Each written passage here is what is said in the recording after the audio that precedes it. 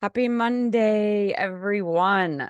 So good to see you all again. Welcome to the 51st, the 51st episode of High Sky Monthly, H2 drones, dollars and cents with Mark Van White.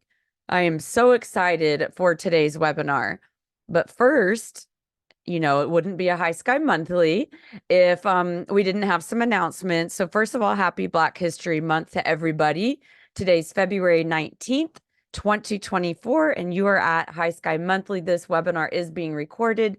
Please keep your cameras off and stay muted until the end when we have our Q&A session, and then you'll be able to ask your questions then. I'm Danielle McLean. I'm the founder and CEO of High Sky Society.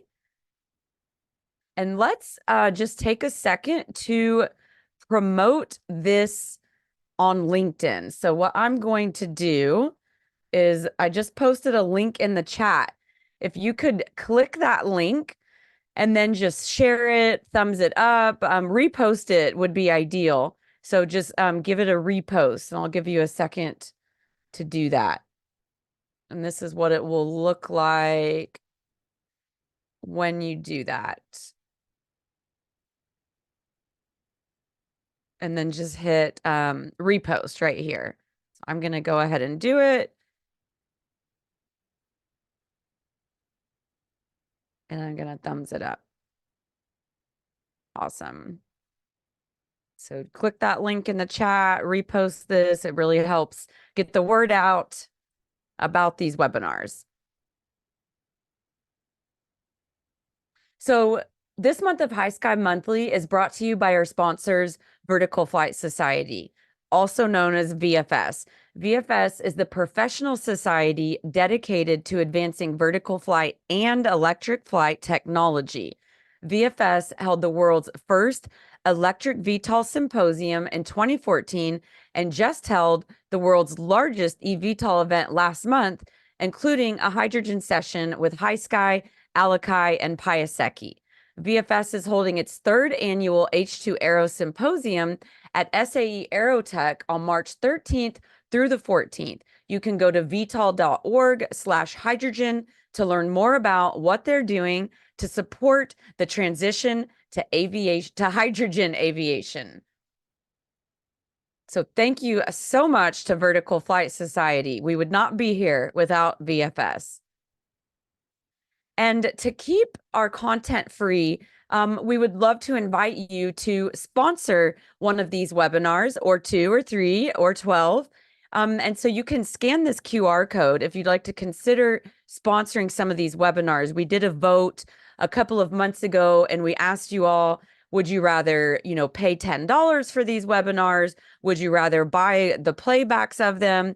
And everybody agreed that we would like to have them sponsored. So please consider sponsoring a webinar. It helps us keep this content free, put it on YouTube, and just really spread the message of hydrogen aviation to reach the most people. Just a quick couple announcements. So our 2024 end of year report is available here, and I'll put that link in the chat for you. So you can click that to read all about what we did in 2024. Congrats again to all of the winners of prizes. You should have received your gifts by now.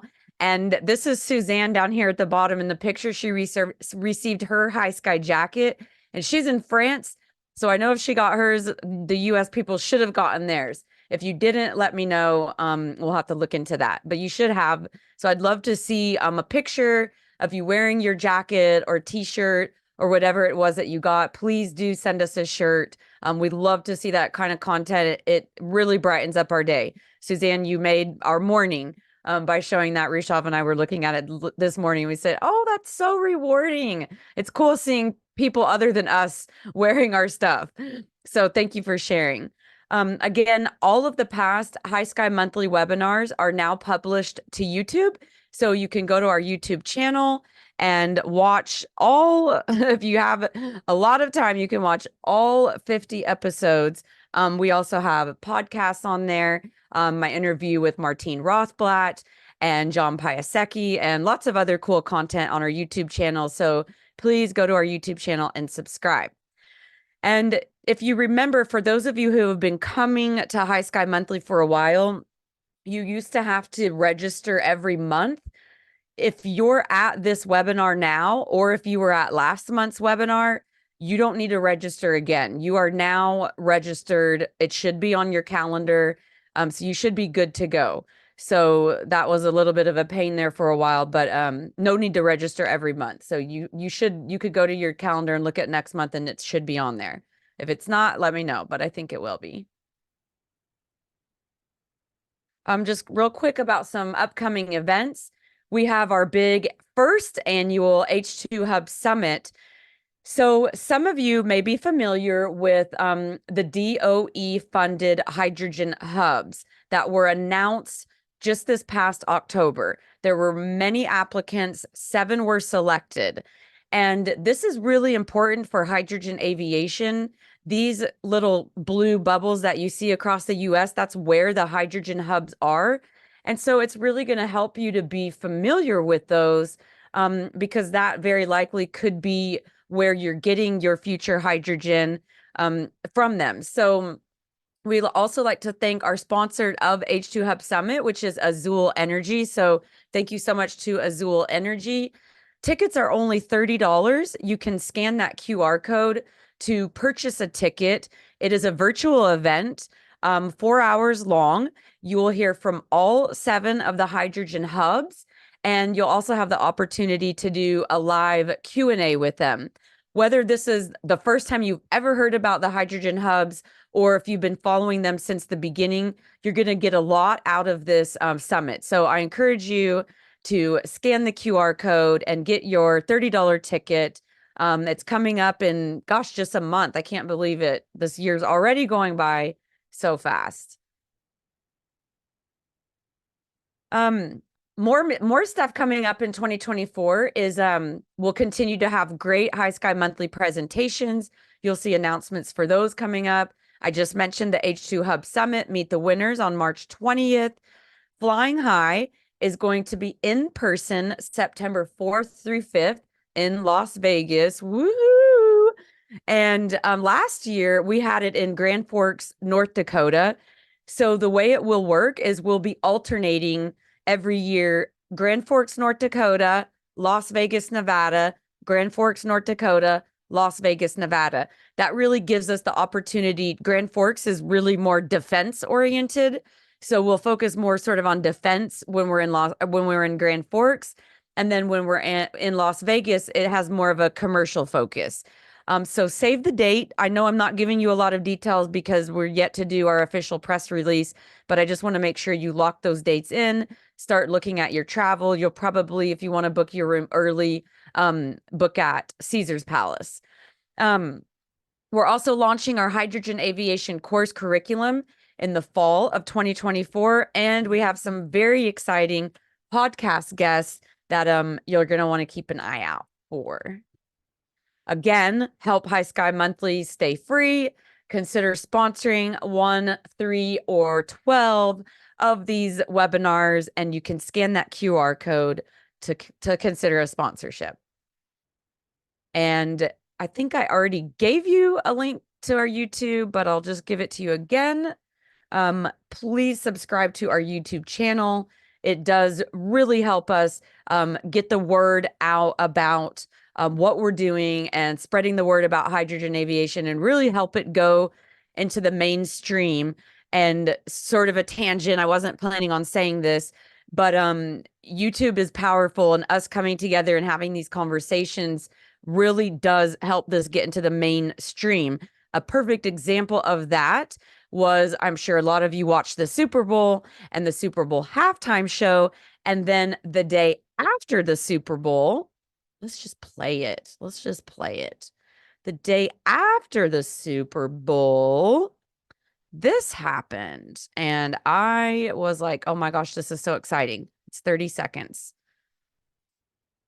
Usher is coming home in a flying car. Shout out to Archer Aviation for making this happen. The timing was absolutely brilliant. Not sure if you can hear it, but He doesn't say much.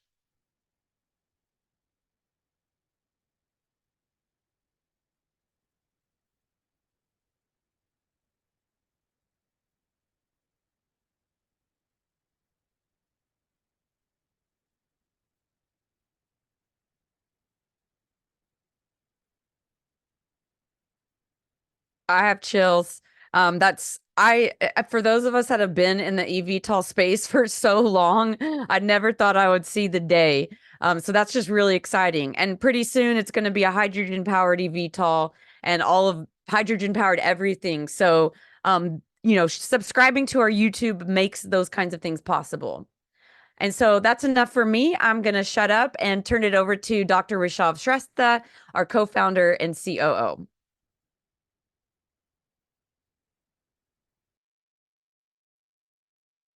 Hey Danielle, hey everyone. Welcome to the second episode of High Sky Monthly. I can't see myself, but I hope you're seeing me.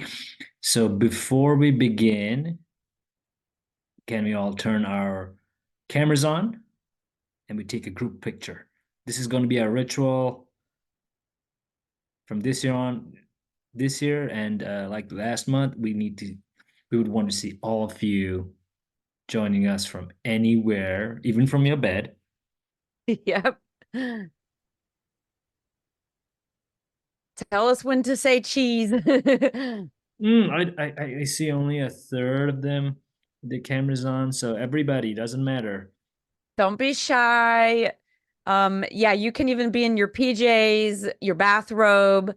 At least be covered though, please. You don't need to have your makeup on or your hair done or have shaved. We're just kind of a big family here, so we just love to see you. It's so rewarding for us to look back at these pictures and see everybody that's joined. So please turn on your cameras. Do I need to keep encouraging Rishav, or do we still have? Yeah, we still have a few of them. Okay, doesn't matter, Come on, Tom. guys, don't be shy. If you have I kids or pets, that is totally fine too. Um, I'm oh, we love sure pets. eventually you're probably going to see my grandson on some of these webinars. So yeah, we love Yeah, it. We love to see your real life and you in your real habitat. No need to be perfect and polished. Come yeah, as you are. we have some more people coming in, so that's great. I'm taking pictures as you show up on the screen. Doesn't matter. Like Danielle says, doesn't matter if you're not smiling. I'm teaching Rishav how to have a Texas accent, and I tell him doesn't matter. All right, we'll do one cheese now. I don't see a lot of cameras off, so cheese. Jeez. And thanks, Suzanne, for your high sky jacket. Great. Yes. All And right, here, so sorry, Rishav, let me just no, show them quickly the pictures from last week, and I'm gonna mhm. mute again. I keep saying week, I mean month.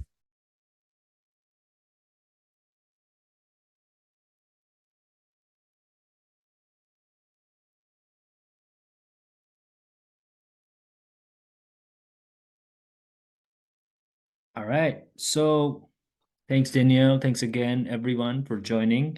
And today we have someone who's a visionary in hydrogen-powered aviation, Mark Van Wyk from South Africa. He's an award-winning innovator. Has over 3 decades of experience in application development. He's a self-taught innovator. He has garnered a lot of critical acclaim for his groundbreaking work in aviation technology. He has won multiple awards, which includes South Africa's prestigious ATNS AVI Awards in 2015 and 2017, which underscored his significant contribution to the field. And his expertise isn't just limited to software. He's an adept pilot with multiple licenses across drones, gliders, and airplanes. Mark is the founder of FLYH2 Aerospace and Greenfly Aviation in South Africa, and he's recognized the untapped potential in hydrogen-powered UAVs long before it became a focal point in the industry. The successful maiden flight of Mark's hydrogen-powered UAV, the Dragonfly 5, a commercial UAV designed to serve multitude of essential functions from disaster relief to plant health surveys, is a testament to his vision. Mark is a charismatic public speaker. He's been featured in numerous media outlets and has the unique ability to elucidate the dollars and cents of hydrogen drones in a way that captivates and educates his audience. And when he's not revolutionizing the skies or sharing his insights on hydrogen aviation, Mark is an electronics hobbyist. He's a proud husband, and he is a cat dad to 8 felines. So, Mark, welcome to High Sky Monthly, and over to you.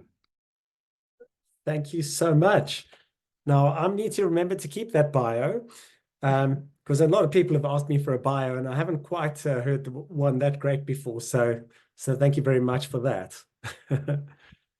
And thanks also, Danielle and Rishabh, for this amazing forum. It's an honor to be able to chat to you guys about all of this, as well as an honor to listen to and watch all the other wonderful talks and meet the amazing people in your network. So thank you very much for this opportunity.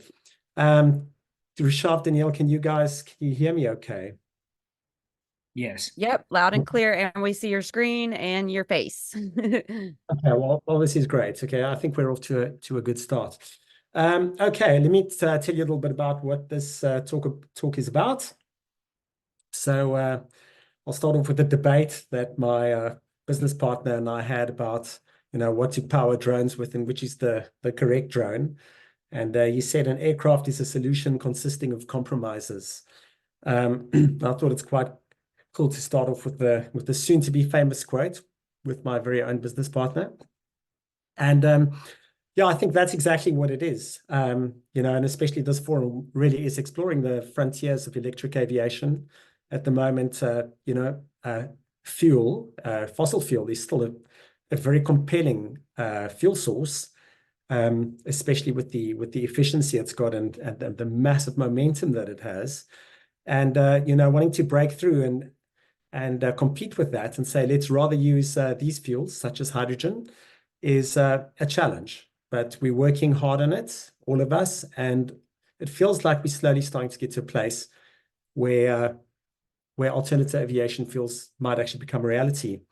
And one of the reasons why we're so excited about this technology isn't just to fly drones on hydrogen, but also to be a showcase for the technology and show that in a real world commercial solution that this might be a possibility. And I think a drone is an easier way to start to prove a technology in the field than perhaps like a 400-seater passenger airline.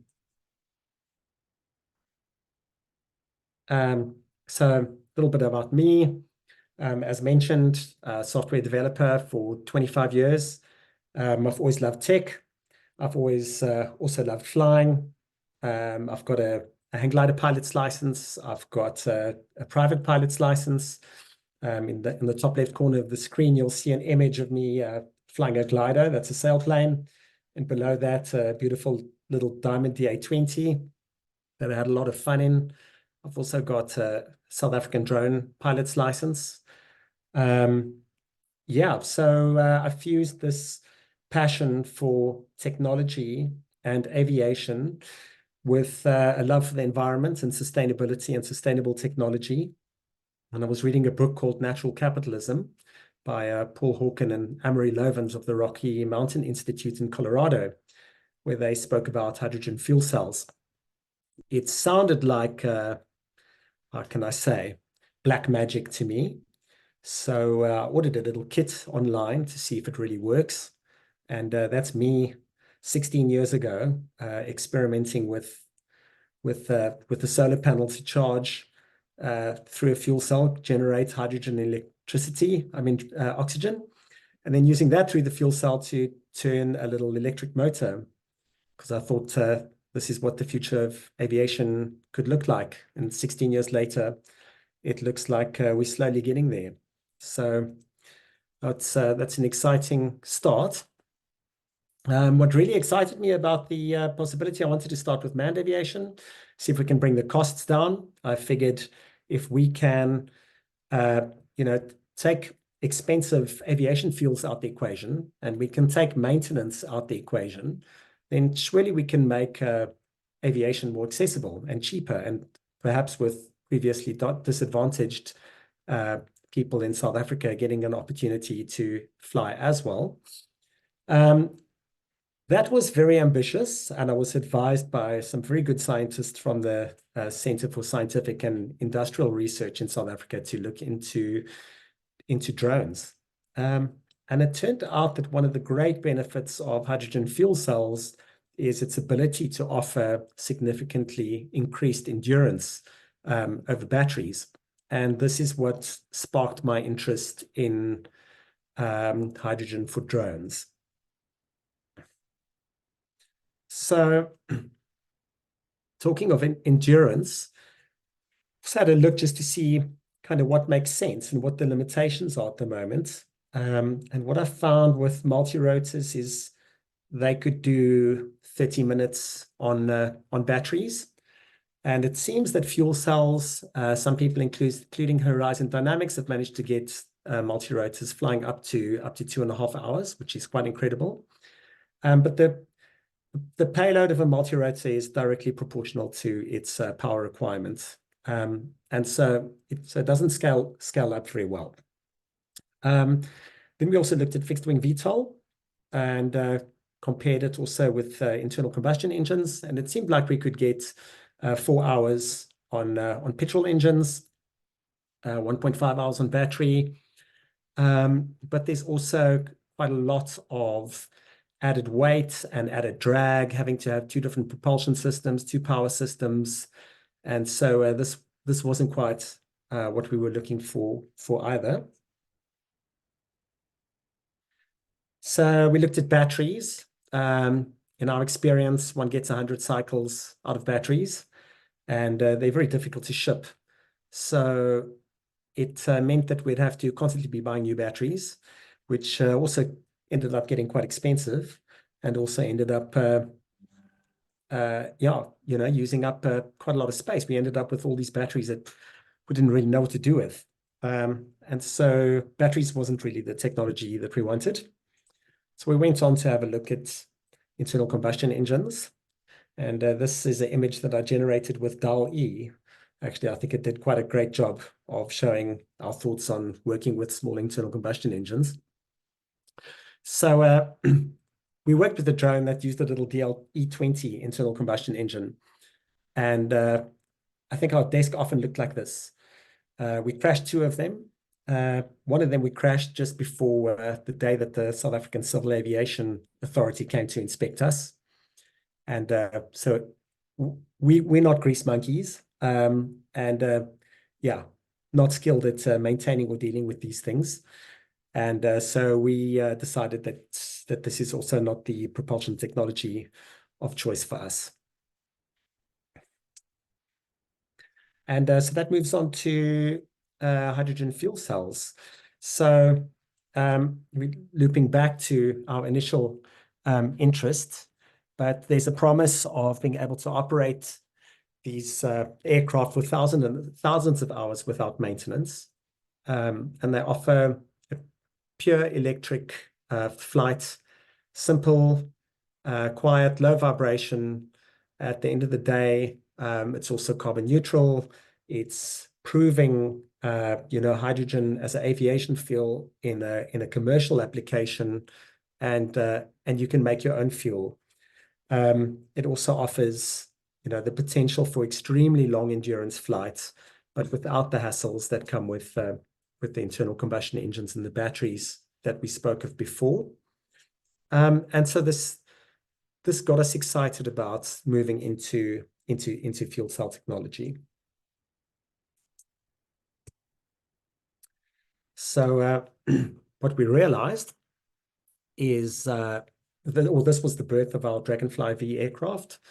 So we wanted a rugged, reliable aircraft that we could use for commercial purposes, something that'll work particularly well in the expansive landscapes of Africa. And as the global regulations were opening, allowing commercial flights for larger drones flying over the horizon, we saw an opportunity for a low maintenance, high cadence, long range, long endurance, rugged platform based on hydrogen fuel cells. And this is how we got to Dragonfly. And so what we decided is to go for a short takeoff and landing instead of a vertical takeoff and landing. And the main reason for that was we're operating in vast areas where, finding a small runway isn't necessarily a problem. But using a short takeoff and landing as opposed to a vertical takeoff and landing, we only need one power system. We don't necessarily need power augmentation. And, we can lighten it, simplify it, and not have the drag of additional propellers. And so what we did is we significantly overpowered the aircraft and put the propellers right in front of the flaps, so one can put 10 degrees of flaps and just get the aircraft off the ground straight away. And then a lot of pilots are scared of flying fixed wing. So we designed the aircraft in such a way that we can put a radar altimeter on it, and we can take off and land autonomously. So this is the rationale behind the Dragonfly design. The other significant benefits is using a modular system. So we realized that fuselages are unnecessary for drones because they have limited space, and that's fine when you understand passengers that you're sticking in them. But when you want to put various payloads and switch between, say, biocontrols, or switch between extra fuel, or configure missions so that you have more fuel or more payload, depending on what you need, a modular system made more sense. So we took the fuselage away, and we created underwing pods. Dragonfly can take up to 5 pods, and the pods, like I said, can be switched between fuel and when I say fuel, I mean hydrogen fuel, and or payloads. And so so we can take up to 5 pods. We can, in one configuration, we can take 64 liters of hydrogen. That can allow us to fly for up to 16 hours.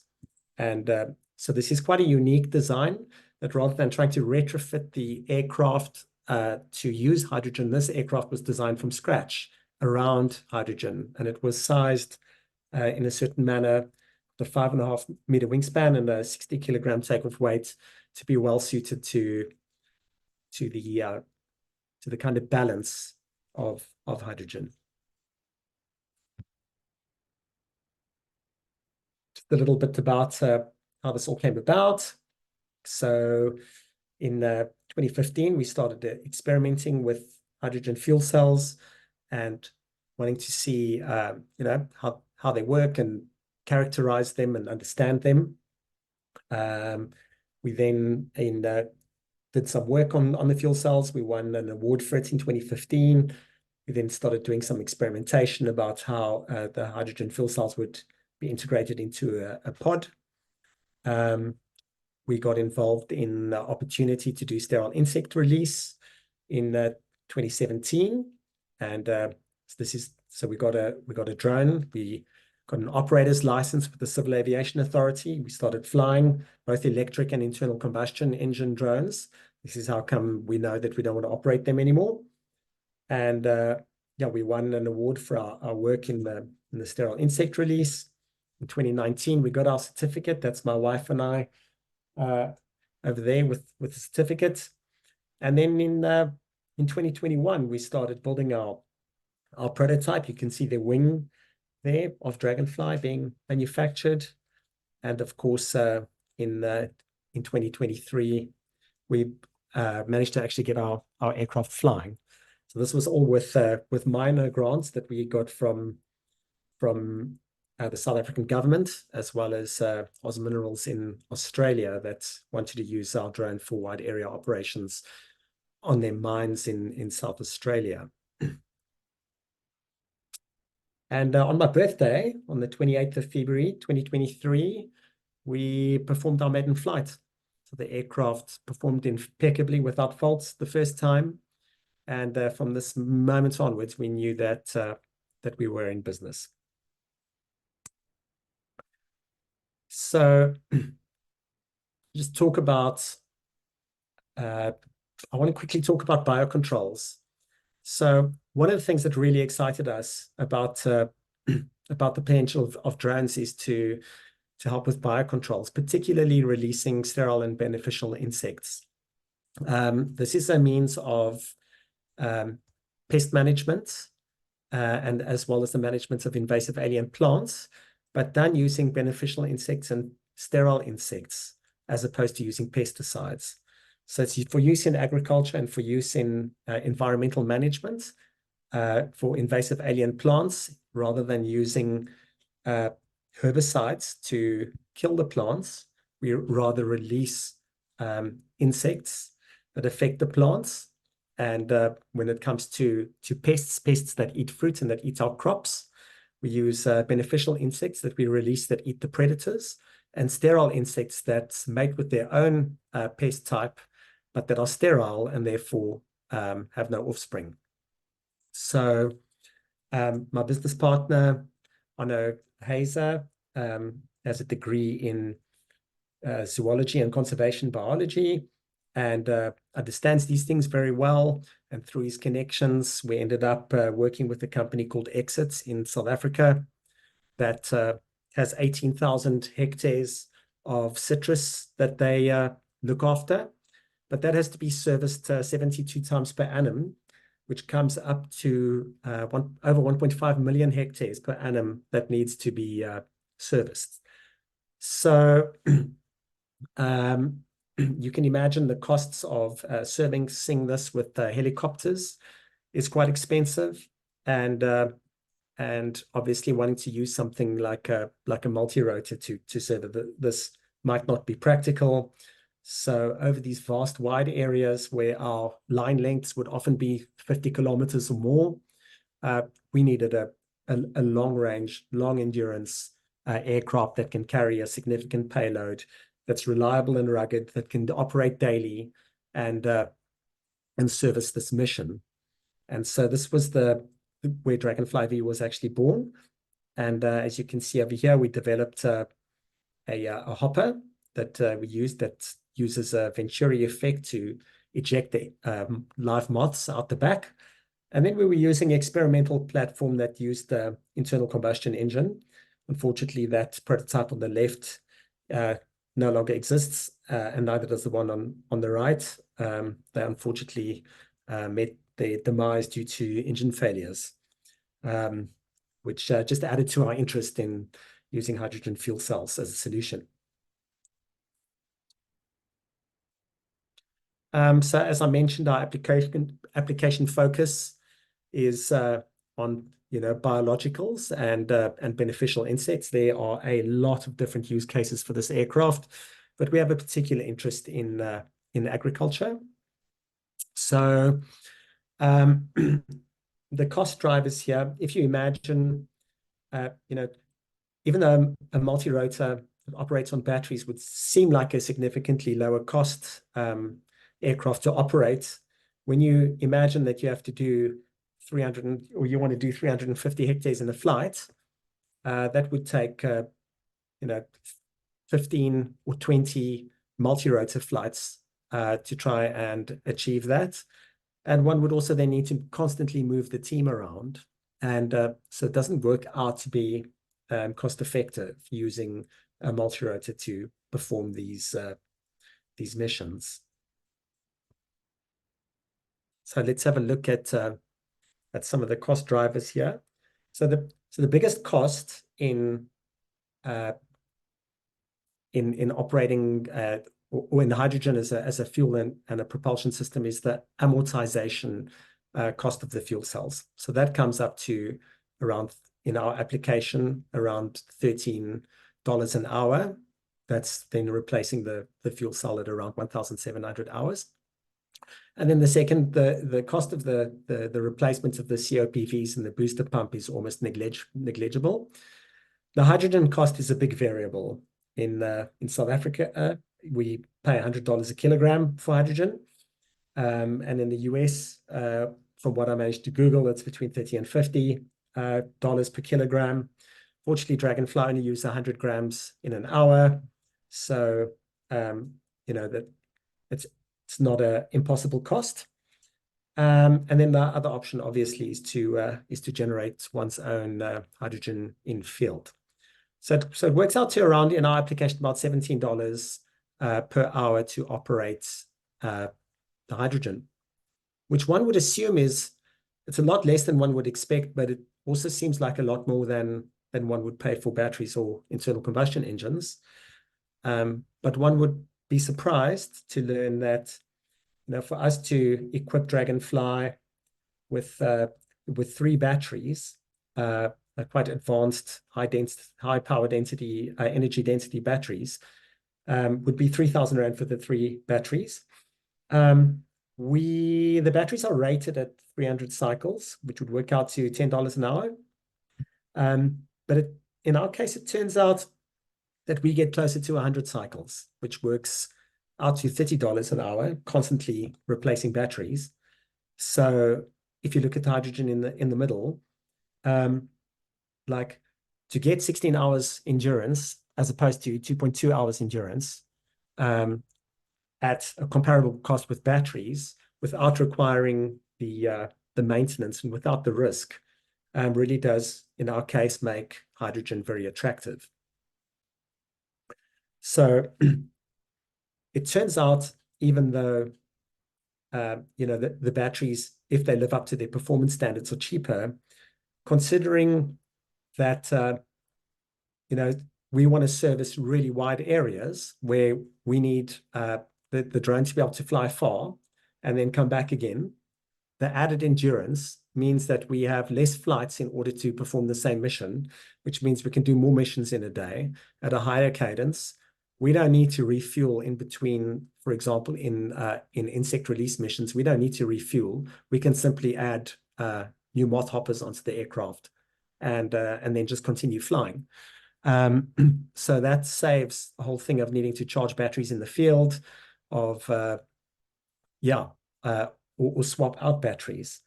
We also don't have to worry about, I don't know who here has flown drones, like long-range BV loss, but over the horizon, when you get a notice that your batteries are at 40% or 30%, and then you see a little voltage drop, it makes one really uneasy. And so in our case, we don't need to worry about that. We don't do in-field charging. And then, of course, there's very little maintenance. The fuel cells just kind of run. And as you'll also know, that shipping batteries around the place is a real hassle. For example, we can't get batteries into South Africa, or at least on this scale on airlines. They need to be shipped. And then there's all the logistics complications of moving things around in containers. And hydrogen is very easily available from Linde or Afrox suppliers in all countries in Africa and around the world. And so, like, by far, hydrogen, much to people's surprise, ends up being the lowest cost of operations. And then what's also interesting is that we can compare with manned aircraft. So in this case, we are looking at a game counting as an example. And with a helicopter, it costs 60 cents a hectare. With game counting, 38 cents a hectare. And then, like, operating with the hydrogen fuel cells, get it down to 14 cents a hectare. So that's operating costs less than a third of a Cessna and less of a fifth of a R44. So yeah, so where does this leave us? So as mentioned, recently we flew our prototype. We're fortunate that we have many different clients in South Africa and around the world waiting for us to bring our services online. We'll be starting off with a particular focus in agriculture, wildlife conservation, forestry, and biocontrols. What we've decided to do is to put a big focus onto a lease model where leasing aircraft makes it a little bit easier to break those barriers to entry, where a client doesn't need to worry about like massive capex costs, but can rather use operational costs to pay for the aircraft. So at the moment, we are busy raising capital. We're raising capital to actually manufacture aircraft that we can lease to our clients. And yeah, we're very excited about the future and the benefits that electric flight used in this manner will bring. So basically, in essence, we've realized that we can cost compete with manned aviation, and we can also cost compete against multi-rotors, and this is using hydrogen as a fuel. And there's obviously the added benefits that we're not going through thousands and thousands of batteries that are piling up and are needed where lithium is constantly needs to be mined, and we're not emitting any carbon dioxide into the atmosphere. And of course, we're showcasing hydrogen fuel cell technology in a commercial, large-scale commercial application. And yeah, that's our future that we're very excited about. So thank you. Good job, Mark. Very fantastic presentation. Apologies in advance if you guys hear my dog barking in the background. I say come as you are. I do the same. I think somebody's here and he's growling out the window right now.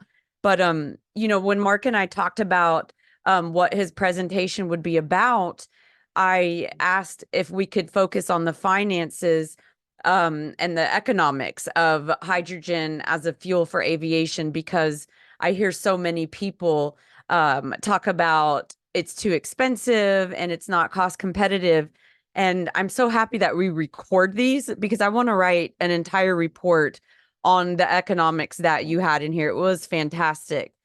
So we've got several questions in the chat. And so the way that we usually do it, Mark, is I'll just kind of go in order, and I'll let the asker of the question turn their mic on and ask it directly to you. So let me see who's first. It looks like first, it looks like we have, I don't know if Stephen Lay, if that was a comment or a question.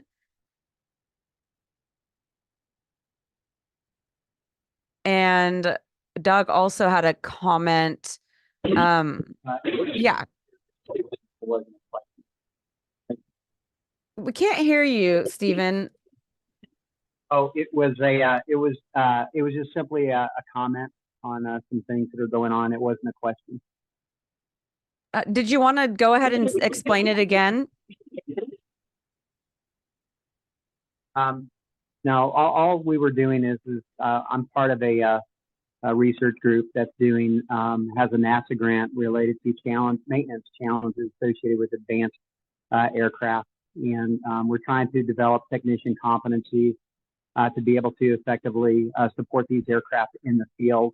With the onset of the very likelihood that we're going to be progressing toward hybrid technologies, and yes, pure electric is going to be there, but hydrogen, I think, is a very real possibility for the future.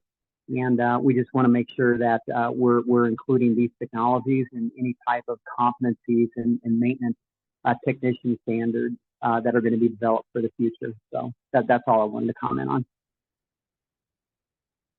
Awesome. Thank you. I'm going to go out of order this time because Tom has his hand up and I actually see it this time. I often don't. So Tom, it's all you.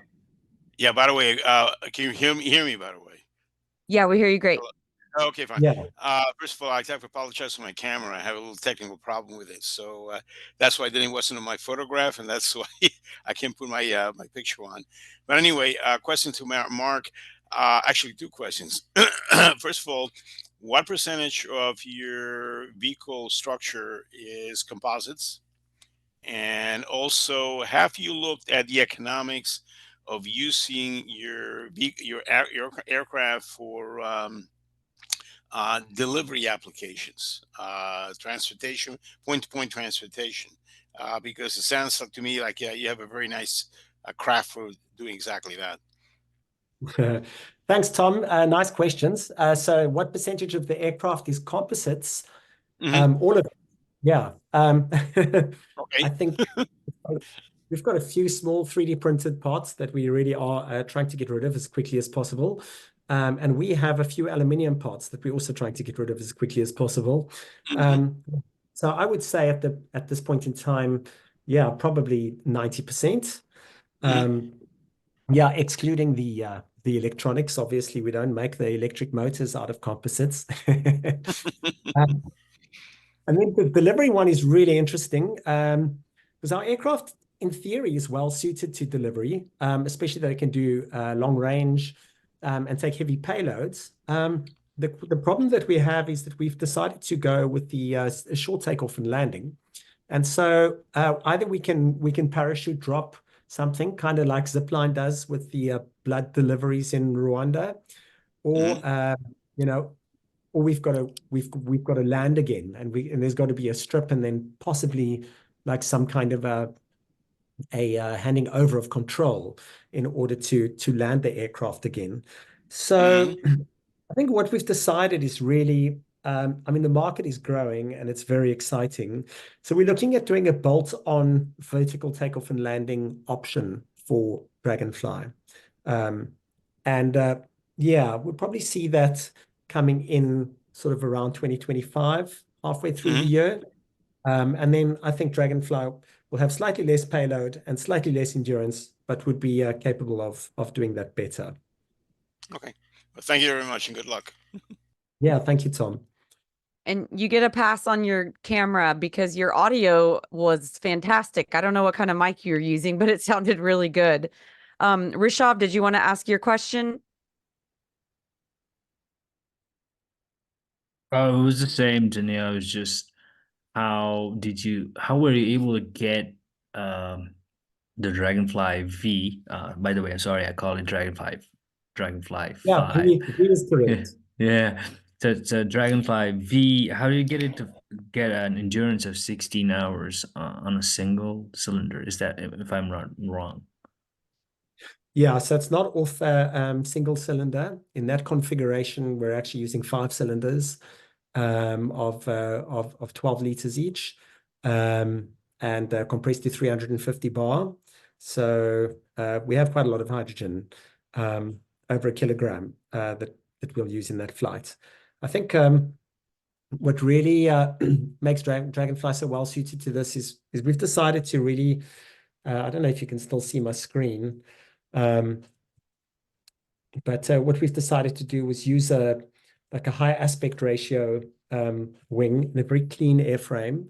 So Dragonfly is designed to fly slowly, and that, as you know, the drag is equal to the square of the velocity, or proportional to the square of the velocity. So the slower you fly, the more economic you can get. So we've used a very high lift wing, a very high aspect ratio, and a slow flying speed of just 76 kilometers per hour. So, we're looking at about 33 knots and 36 knots, somewhere around there. Yeah, and that's kind of how we found it. Thanks. Very interesting. I also echo, I did not know what a hectare was. So I think a lot of us learned something new today. Thank you for Cassidy for explaining that to us. Armindo wants to know, was your economics in US dollars?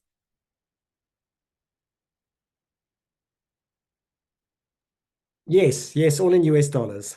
I mean, we work in South African rands here. But I don't think anyone on this forum or many people would relate to it. So we converted everything to US dollars.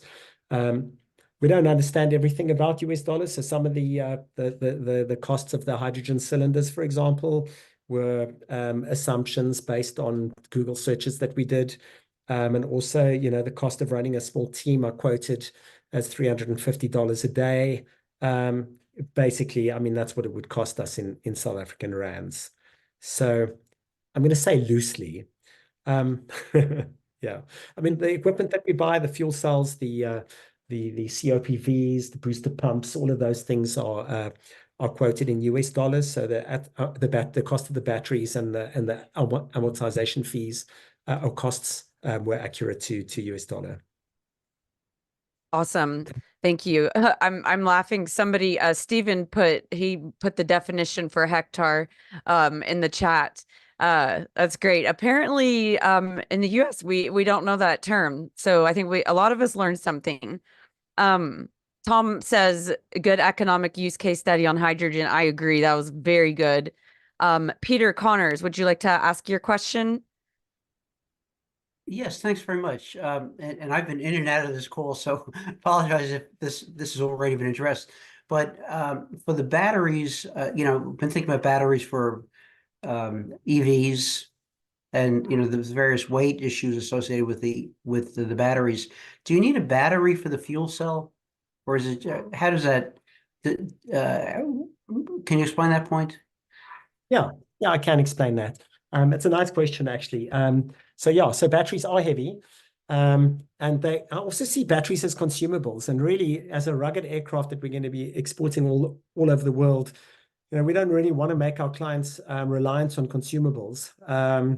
You know, we don't know what batteries they're going to put in, and we don't know if they know how to look after them. But yes, the answer is yes. In the short term, we do need batteries.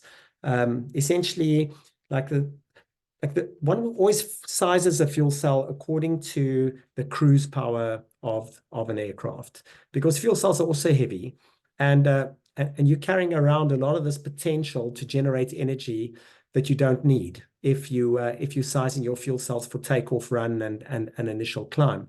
So the approach at the moment is typically to almost undersize the fuel cell and then use additional batteries for power augmentation for takeoff and climb. And then your fuel cell should generate enough electricity during flight to be able to also then recharge your batteries. It does mean that one can use a relatively small battery, but we do also pull quite hard on them. So we are doing quite a lot of work experimenting with supercapacitors. And supercapacitors actually make a lot of sense in this use case, because it's not a massive amount of power that we need. I mean, it's not a massive amount of energy that we need, but it is a lot of power that we need, and we only need it for a short term. And they obviously, you know, can do millions of cycles, and they're not quite ready yet. They're still a little bit heavy. I worked out in our current application, the capacitors that we require for takeoff would add around 12 kilograms of weight to our aircraft. However, there are quite a lot of work being done on graphene-based supercapacitors that act a little bit like an intermediary between a lithium-ion battery and a capacitor. And this is looking very, very promising. It's quite expensive. The technology at the moment is quite new. So we will probably release our first commercial production aircraft using batteries, and then as a sort of version 2 rollout, switch to they call them super batteries. Yeah. So you need the battery for takeoff. Is that what you're saying? Is that what you said? So in our case, no, we can take off without the battery, because what we've done is we've designed our aircraft to use 2 hydrogen fuel cells in parallel. And the reason we've done that is so that if one of the fuel cells were to fail, we've still got enough power available to be able to fly the aircraft, or at least crawl the aircraft, if I can put it like that, to a suitable landing. And so we can take off on the amount of power that we have at maximum all-up weight. It just uses a little bit more runway. And so And because we've intended the aircraft as a short takeoff and landing aircraft, we've decided to augment it with batteries. But so the answer is yes and no at the same time. It really depends on the application and whether you're willing to have 500 or 600 meters of runway available, or whether you only wish to have a kind of short, nasty, grassy field of 100 meters. Thanks very much. Very helpful. Yeah, thank you. Yeah, that's great. And just to, kind of add to that, fuel cells are not great at high power. So, as Mark mentioned, they don't need them because they're using a runway. So he's not talking about VTOL. I would assume if you were doing VTOL, you would need batteries. Mark, would you agree with that? Yeah, completely. This is one of the reasons why we've decided to leave the batteries out.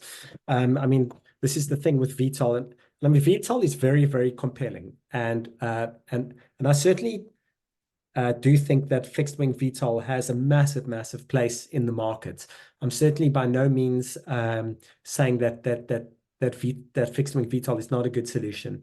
What I'm suggesting is that in our application, where we've got space, and we'd really like to suck the endurance out of the aircraft, landing it on a runway kind of makes sense. So Dragonfly at minimum weight requires 400 watts to fly straight and level. At medium weight requires 900 watts to fly straight and level, and at maximum power requires 1,400 watts to fly straight and level. If we were to add a VTOL system onto Dragonfly, we would need 10 kilowatts to hover. And with 10 kilowatts hover, we would need 20 kilowatts available, because your hover should always be half of your available to cater for gusts. So designing a battery system that we can put on Dragonfly that can handle 20 kilowatts of power is quite significant. And so, when we do that, and we are looking at doing that, and this is part of the question why we're delaying this, is to decide whether batteries are the correct technology, or whether, we can move straight to ultracapacitors. The problem is, current systems, people are scared of transition, and we've done transition in a very, very boring way. If you look at most VTOLs, they will take off, they'll make sure it's stabilized, you'll hover it there for 20 seconds, you'll start a slow transition, you'll make sure it's not falling out the sky. And by the time you actually transition to straight and level flight, you've been in the air for quite a while.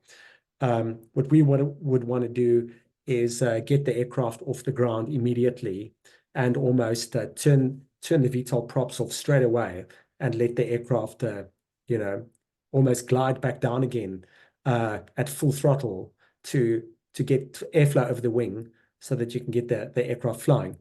Because even with today's 25 or 40C batteries, putting 20 kilowatts of power is a significant amount, and it requires quite a complex battery management and replacement of batteries, and complex charging, and so one would want to do that with capacitors if possible.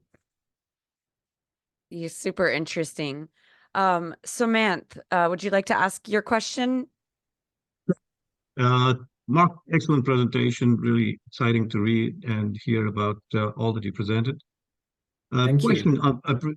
I presume you're using small Type 4 composite, highly composite cylinders in your hydrogen fuel cell system. Yes. Just curious, you've done a lot of experimenting here. If you took a pure battery system, electric battery system, versus just a hydrogen with fuel cell, could you sort of share anything that you came up with regarding the weight differences, but just the fueling system piece of it, or the front payload part that you're carrying? Sorry, I'm not sure I understand the question. So you're saying, are you saying the weight of the COPVs versus a battery system and the endurance, or? Yeah, equivalent. And you have to choose whether it's equivalent endurance or it's equivalent. Equivalent endurance. number of Okay, so hours that you're running.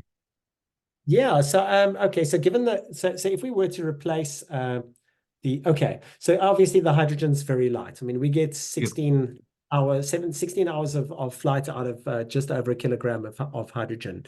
Interestingly enough, then, I mean, I can't remember the exact numbers offhand, but I think we're looking at about 3.5 kilograms per COPV, of which, you know, we can take 5 of them. So what does that work out to? I mean, 17 and a half, 18 kgs, yeah. 18, in that 18, range, yeah. 18. So if we were to take 18 kgs of batteries, I mean, with 12 kilograms of batteries, we'll get 3 hours of flight. So I think we could push Dragonfly to about 4.5, 5 hours of flight if we were to replace the weight of the hydrogen and the COPVs and the regulators with batteries. Okay. That's So there is using, this, yeah, that's using commercially available high performance batteries. There are new graphene-based solid state batteries. I've seen incredible claims on the market around these graphite solid state batteries that if we haven't tested them, but if their claims are true, then one could possibly add another 25-30% onto that. So, you know, that would push it sort of close to 8-9 hours. But yeah, that hasn't been tested. thank you very much. Appreciate it. Sure. I just want to add that the nightmare, I mean, we've looked into batteries extensively, simply because you know, at this stage of the business, the capex costs are quite a bit lower. And so it was very tempting. But what we actually realized is we're going to be stacking you know, batteries in groups of 4, and those are going to be in batches of 6, and those are going to be in sort of cartons of I mean, I'm not using exact numbers, but I'm just trying to give you an idea of how we'd package them. And then the question is, how do we balance charge those, and how do we charge them evenly? Do we take them out? Do we try and charge them in the aircraft? Do we plug 14 different charging plugs into the aircraft, or do we plug them all individually and then have a switch, electronic switch that switches the charger between one unit and another? At some stage, we looked at I don't know if you've seen on the fighter aircraft, they have a kind of it's almost like a trolley that you'd lift the car off the ground with, that they use to lower and lift the weapons, the bombs and payloads. We even looked at could we have one of these that could remove the 20 kilogram payload and we load another one underneath and then just connect that up. And yeah, at the end of the day, decided to go with fuel cells. Yeah, much more less complicated. Just take 4 cylinders, manifolded, pressure regulated down, and you've got a fuel cell running. So excellent. Thank you for that again. Who would have thought? Choose fuel cells, the simple. That's right. Excellent. Thank you. Sure. Such great questions. Our next question, Mark, comes from Mark Van Y. Almost your exact same name. I thought it was you at first, and I was confused. Why is he asking a question to himself? Mark, would you like to ask Mark your question?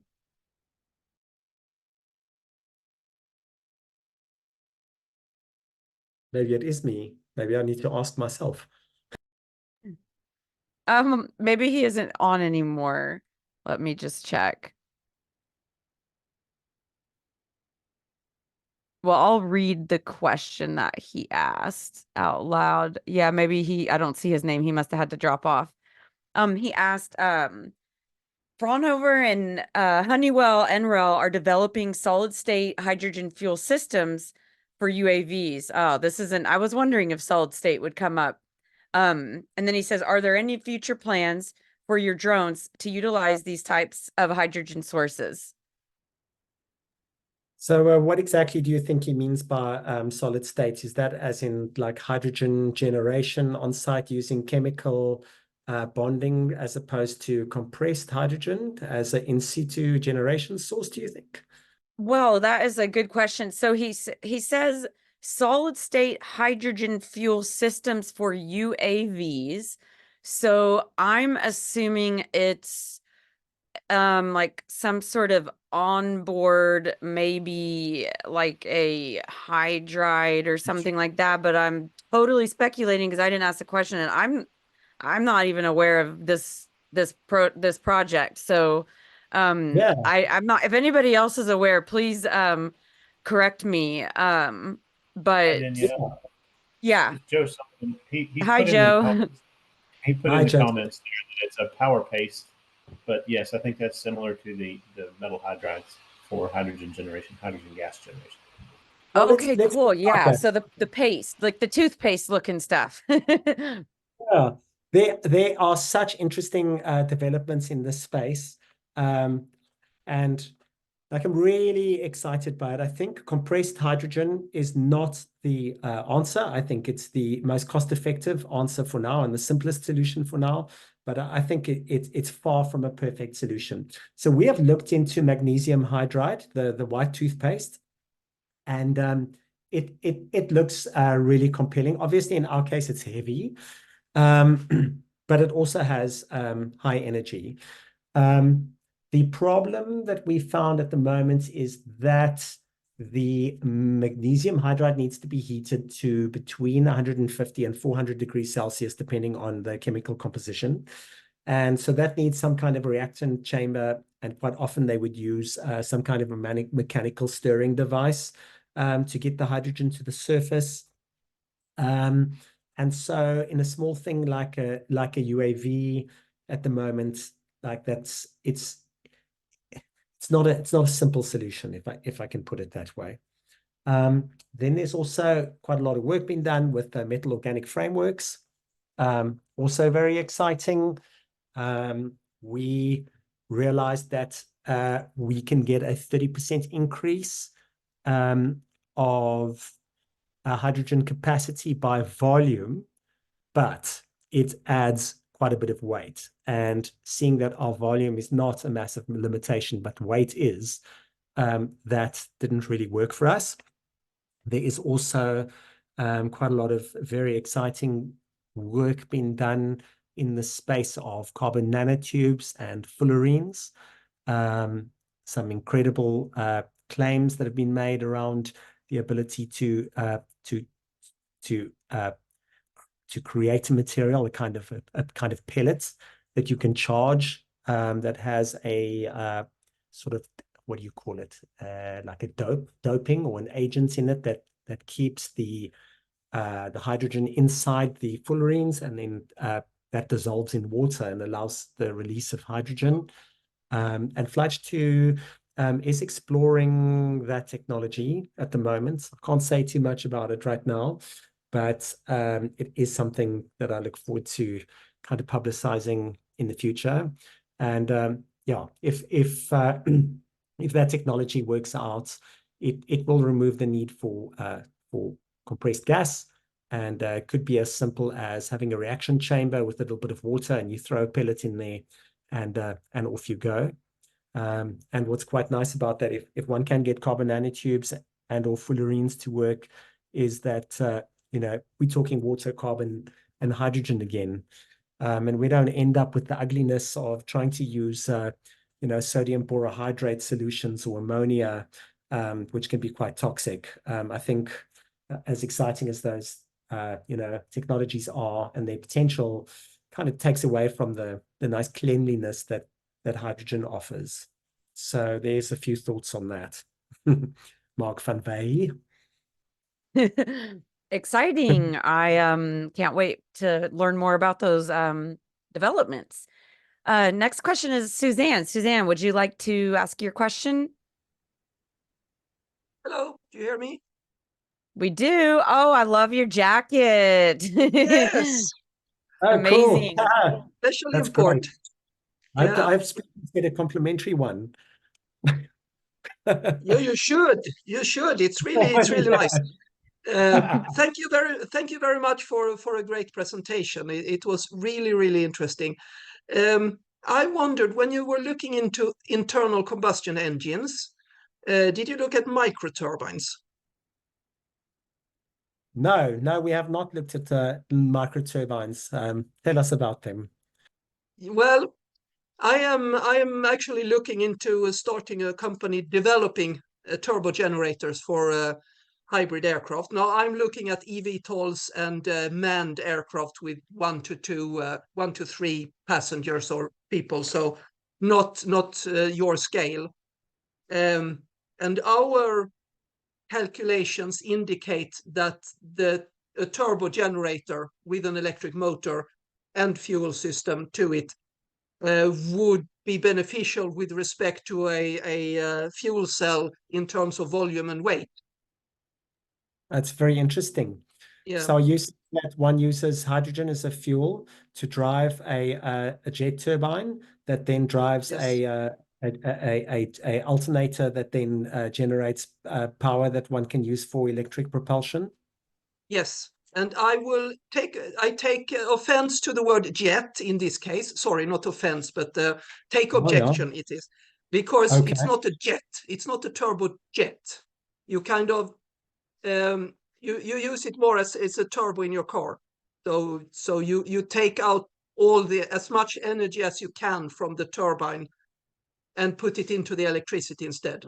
I mean, a turbo jet uses the energy in the jet to propulse the aircraft. Yeah, so how does Yeah. okay. So Yeah. like a turbo prop. But except the prop is We're getting there, not quite, but something in that way. Yes, the turboprop also uses part of the jet. When you have a turbo generator, you try to get rid of the jet. You don't want any energy going out in the back. do you have a website? I mean, we'd love to learn more about what you're up to. I Maybe do don't not yet. Okay. I'm in the process of creating the company, and I'm doing lots of pre-studies, market studies, etc. But I'll keep a note on your name, and I'll pop into the High Sky group every now and then because they are great presentations. Yeah. So I'll be happy Thank to send you. more information as soon as I have something. Yeah, I think it's so important that we have competing technologies. I really Yes, do. I agree. And I think at this stage, in the game, I don't know if it's a little bit of a distraction, but if you guys ever looked into that beautiful story about them developing the light emitting diodes, and they got the red and they got the green quite easily, but they couldn't get the blue. And the blue was necessary in order for people to be able to, do color screens and to display any colors and, cell phones and laptops and all of this. So the blue was the holy grail. And so many people are absolutely convinced on this one technology that, it got its own momentum. And then at some stage, there was one Japanese scientist that decided, a Chinese scientist, sorry, that decided he's going against the grain and he's going to develop this, go completely in the opposite direction. And of course, got ridiculed and laughed at. And at the end of the day, he invented the blue light emitting diode. So I think we should never get too complacent with our current technology. No, I think I agree with you. We need all the technologies because some things are useful for some things and others for others. People are usually scared of micro turbines, because they seem complex and difficult, etc. They are actually easier to service than a piston engine. Okay. Capex is a bit higher. They are more expensive, but easier and cheaper to service. Just think of all of you who have turbos in your car. How often do you service your turbo? Not very often. No, Yeah. and we are talking about a turbine in that size. So yeah, that's interesting. I'm just thinking there was back in the day a guy in South Africa that developed a security drone, and it was quite a high power security drone. It was a multi-rotor, and I don't know how he managed to get sufficient energy out of the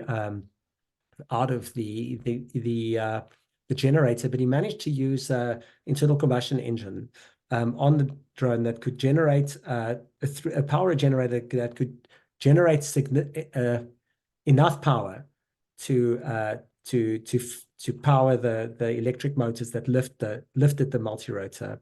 and I can't remember, but I think he was able to get 2.5 hours endurance out of the drone using that, where typically a drone of that size would have an upper limit of between 12 and 20 minutes. So yeah, keep going. Thank you. Thank you.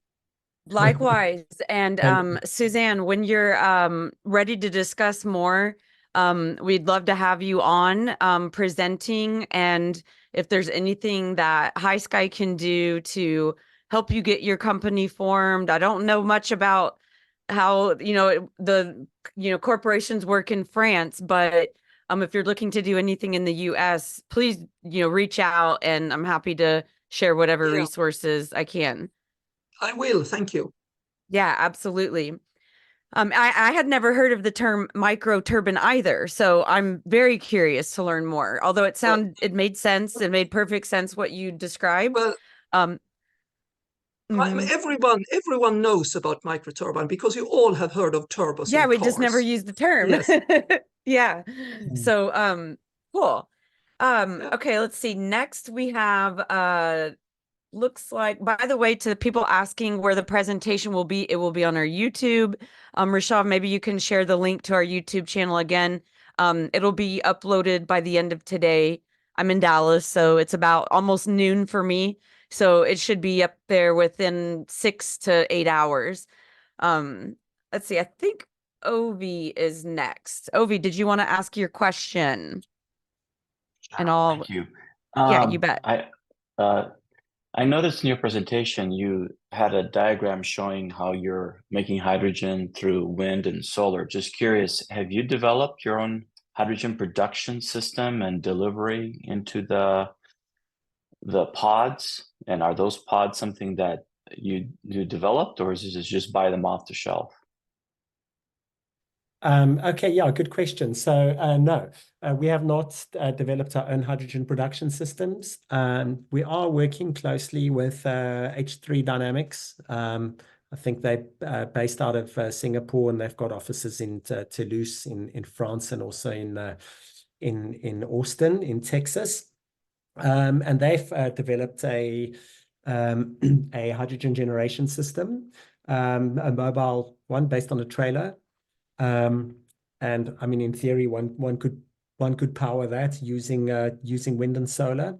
And I mean, part of my original dream, to be honest, was to fly manned aircraft, and was to have solar panels on the hangar in the one field and a wind turbine outside, and solar panels at the other hangar, at the other airfield, and then hydrogen generators inside. And the idea was that you could, roll in your aircraft, get some free fuel from your friend, and then your friend would fly over to you and get some free fuel as well. At the moment, I think the cost of the wind turbines, plus the storage system, plus the solar, plus the the water distillation system, or the reverse osmosis system, then plus the PM electrolyzers, would probably be should I say, not commensurate with the cost of the operation. So I think, as one gets bigger and scales up operations, if one had a base and one was flying multiple aircraft from that base all day, every day, especially in places like Antarctica, or places where fuel is hard to come by, or Alaska, it could make a lot of sense. But we unfortunately haven't gone there. But the idea is very close to my heart, and I hope that we find a way to do it soon. And to answer your question about, do we develop our own COPVs? No, we don't. Thank you. Awesome. Arnie, do you want to ask your question?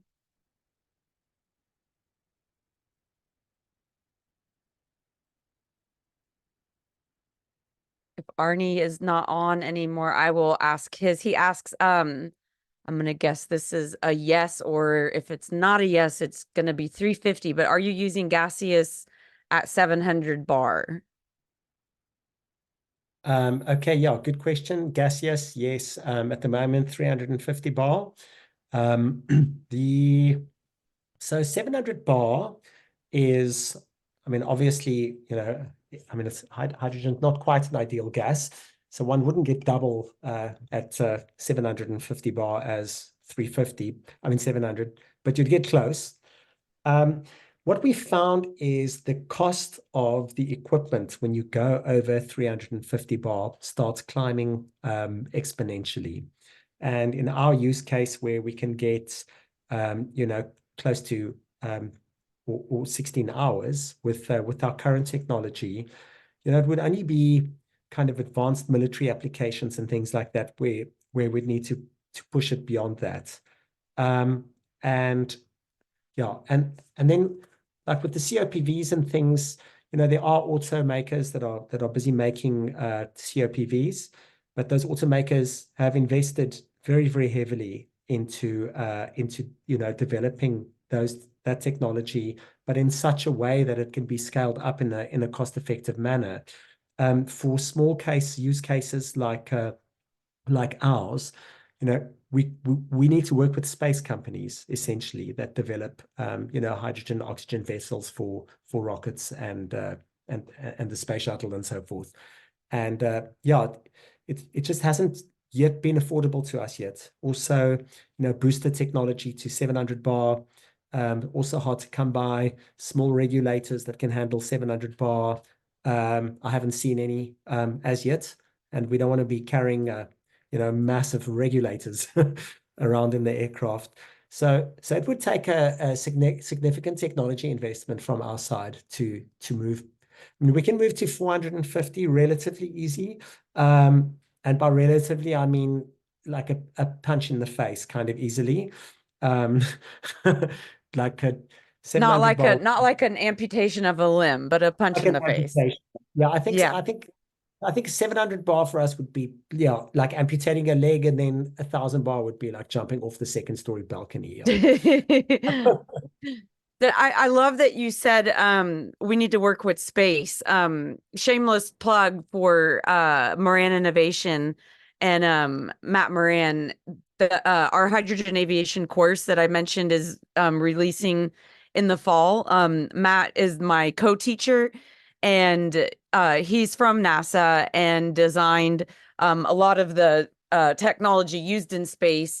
And you're absolutely right. And it's exciting to see the space community, joining the eVTOL community and the drone community and the hydrogen producing community, that we're all finally kind of getting out of our silos and working together. So that's really exciting.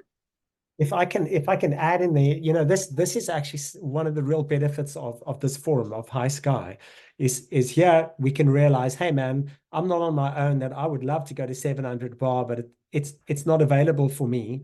Someone like who was that aviation company, Archer Aviation, who are doing their super beautiful and extremely impressive aircraft, like powering that with hydrogen, getting to 700 bar, makes a big difference for them, and then and the smaller guys like us, can sure benefit from that.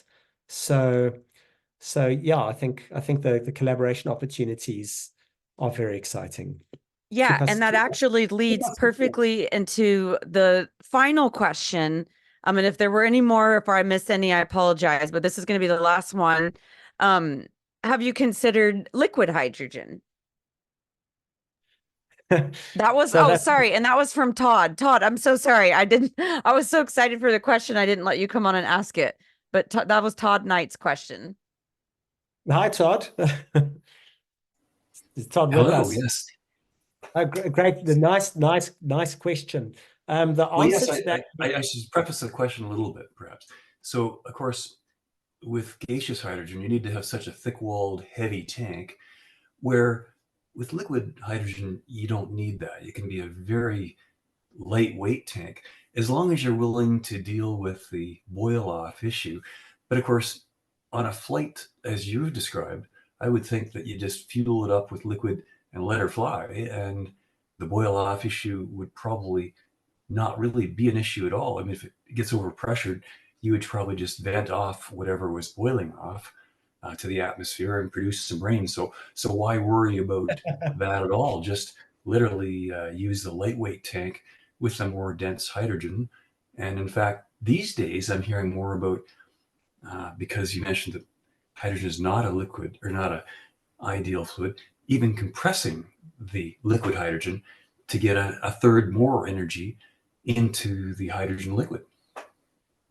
So this is very interesting, and I'm going to have to give a disclaimer first. Is like I'm by no means an expert in this field. I'm not even close to it, but we have looked at it, and how it seems to me is that cooling the hydrogen to a place where you can get it to, I think it's minus 253 degrees Celsius, if I'm not mistaken. I mean, it's pretty cold. And so one requires some pretty significant infrastructure to get it that cold. That's my first understanding. The second is obviously the boil off, but less of a problem. The third would be, I mean, my assumption is as soon as it's not at minus 253, it would like to turn back into a gas again. In which case, you know, one's got a problem that you've got, you know, 50 worth COPVs worth of hydrogen stuck into one, and they would all now like to take their 50 COPVs space up again. I assume that the boil off rate would be quite insane. It would probably be better to make a hole at the back of the tanks and use it as a propulsion system, squirting the hydrogen gas out the back. But I don't know enough about it. I mean, I'd love to know more. Yeah. Well, my company is looking at using liquid hydrogen for recreational boating, actually. So I'm here because boating has the same sort of issues as drones. They need to have high fuel density, but they also need to be lightweight. And so really, these high pressure tanks completely are the wrong way to go as far as I'm concerned. Liquid hydrogen is the way to go, as long as you can live with the boil off. And it is those kind of temperatures you've described. They're really quite low. But I guess from my point of view, I would rather have a freezer close by me than I would a compressor, because the compressor is so loud, where a freezer is really quite quiet. And so that was one of my requirements in the design, was that it could be a quiet chiller, if you would. Yes, yeah. Well, please keep us in the loop. I hope you've got our email address. I mean, the energy density of liquid hydrogen compared to gaseous hydrogen, even at 1,000 bar, is chalk and cheese. They're not even comparable. You know, I think if we could take the volume of hydrogen that we can, or the weight in liquid form, you know, we'd be able to fly permanently almost. You know, we could probably land every 5 or 6 days. So you know, if you find a way to do lightweight you know, liquid hydrogen storage solutions, we'd like to be your first customer. Yeah, I would too. Thank you so much, everybody. Humongous thanks to Mark and FLYH2. That was a fantastic presentation. Definitely one of my favorites. I'll be watching this one multiple times. So thank you so much again. Thank you to all of our viewers, and everybody have a fantastic week. Thank you very much. Thank you, Daniela and Rishav. It's been great, and all the attendees appreciate it. Thanks, everybody. Bye. Thank you. Bye-bye.